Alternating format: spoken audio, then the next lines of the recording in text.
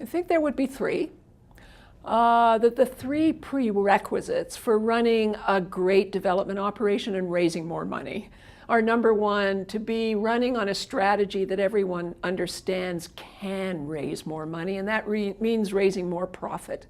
Net profit is what really matters in fundraising, because you can only spend the net after fundraise expenses are taken care of on programs and services. And how to raise net profit is always a struggle. And our research in the first few years of our company's work researching donors was focused on what sustains their loyalty, gets them to give more generously, gets them to start giving generously much sooner than they would have otherwise considered, because all those three things lead to fundraising being more profitable. And so knowing what it takes to make more profit and having everybody in the department understand that certain things work with donors to drive their loyalty and their gift value upwards, and other things don't, and that time should be spent on the things that really work well. So that's number one. The second is to assemble the right talent. First of all, to be willing to hire more fundraisers, even if you think you shouldn't, because the more talented people you have in the department, the more money you're going to make. So being willing to look at staff expansion when people get overburdened. And when you've got a staff member who's overburdened, they start working hours that are too long, they get exhausted, then the next day they're not bringing their A game to the table, and it snowballs. So knowing when you have to reach out and hire more talent is important. And then having excellent management who knows how to make the most of the talent that is on board.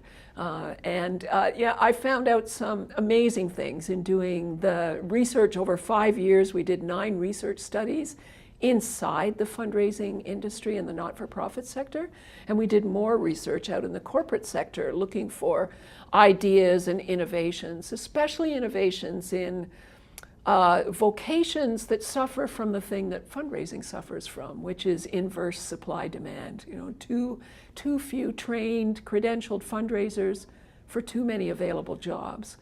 Now, for your students and recent grads listening to me say that, they're going to be jumping for joy, because the marketplace is wide open, and they've certainly chosen the right career to go into. They'll never be unemployed if they're good, which is great.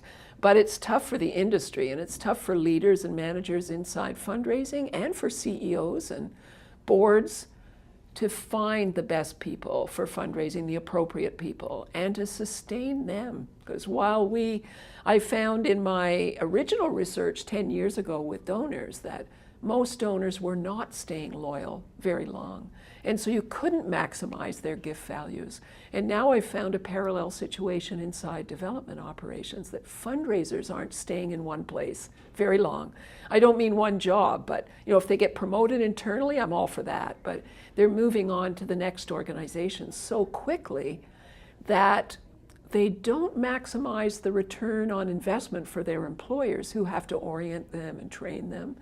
And the other thing is they're not learning enough themselves either. Fundraisers who move on too soon get just past the point where they start to take responsibility for their own job and the outcome of their work.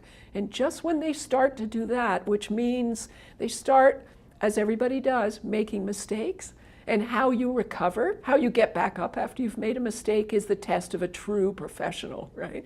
But if you leave before you get to that point, then you never really learn.